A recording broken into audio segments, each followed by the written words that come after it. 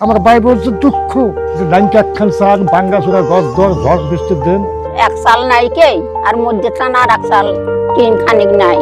জীবনের শেষ অপরাহ্নে এসে মানুষের সবচেয়ে বড় চাওয়া থাকে একটুখানি শান্তি আর মাথা গোজার একটা নিরাপদ আশ্রয়। কিন্তু ৬৫ বছর বয়সী কমলা বেগমের জীবন যেন এক নির্মম ট্র্যাজেডির গল্প। ৩ বছর আগে রোগশয্যায় হারিয়েছেন স্বামী সোলাইমান শেখকে। সেই শোক কাটিয়ে ওঠার আগেই নিয়তি কেড়ে নেয় তার একমাত্র মেয়েকে। বুক ভরা আশা ছিল ২ ছেলেকে নিয়ে, কিন্তু বিয়ের পর তারাও মায়ের দিক থেকে মুখ ফিরিয়ে চলে গেছে অন্যত্র। শূন্য ঘরে এখন কেবলই কমলা বেগমের দীর্ঘশ্বাস। সিরাজগঞ্জ সদর উপজেলার রতনকান্দি ইউনিয়নের একডালা গ্রামের এই বৃদ্ধার কাছে প্রতিটি দিন মানেই এক অনিশ্চয়তা। বয়সের ভারে শরীর আর চলে না, চাইলেও কাজ করতে পারেন না। প্রতিবেশীদের দয়া আর হাত পেতে পাওয়া সামান্য খাবারেই কোনো মতে কাটে দিন। কোনোদিন দুবেলা জোটে, আবার কোনো রাত কাটে স্রেফ জল খেয়ে অভুক্ত পেটে। তবে পেটের ক্ষুধার চেয়েও কমলা বেগমকে বেশি কুড়ে খাচ্ছে মাথার উপর একটা নিরাপদ ছাদের অভাব।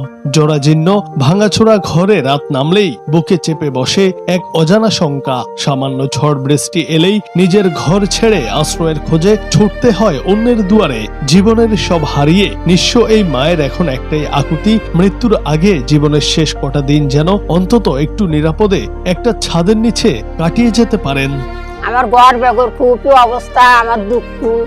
বাদল বৃষ্টি আসলে আরে মানুষের বারান্দা যায় পর বাড়ি, ওই ঝড় বৃষ্টি ছেড়ে গেলে আবার ফের এসব মাথাতে হান দেয়, পানি পড়ে বাঁশা যায়। এক সাল নাই কে আর মধ্যে টানা আর এক সাল টিন খানিক নাই। আমার এত কষ্ট, আমি আর শুভের পারি না। এই জন্য আমি ঘরের জন্য আবেদন হইলাম যে ঘর হান হলে হারে আমি যে কদিন বেঁচে থাকি এই কদিন আমি হলো শান্তি মতে প্রতিবেশীরা জানান একটা ঘর পেলেই হয়তো বদলে যেতে পারে এই বৃদ্ধার জীবন। সমাজের বিত্তবান মানুষ কিংবা সরকারের সহযোগিতা পেলে হয়তো আর ঝড়ের রাতে অন্যের দরজায় দাঁড়াতে হবে না তাকে।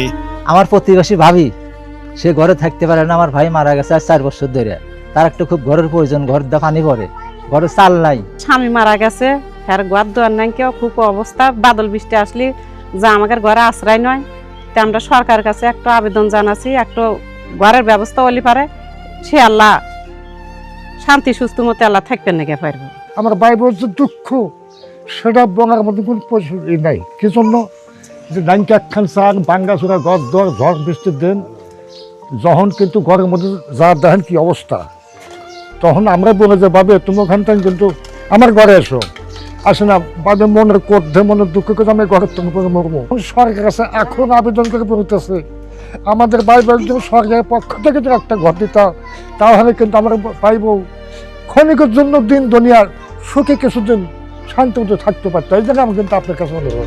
একটা ঘর হয়তো কারো কাছে ছোট সহায়তা, কিন্তু কমলা বেগমের কাছে সেটিই হতে পারে জীবনের শেষ বয়সের সবচেয়ে বড় প্রাপ্তি আর নিরাপদ আশ্রয়।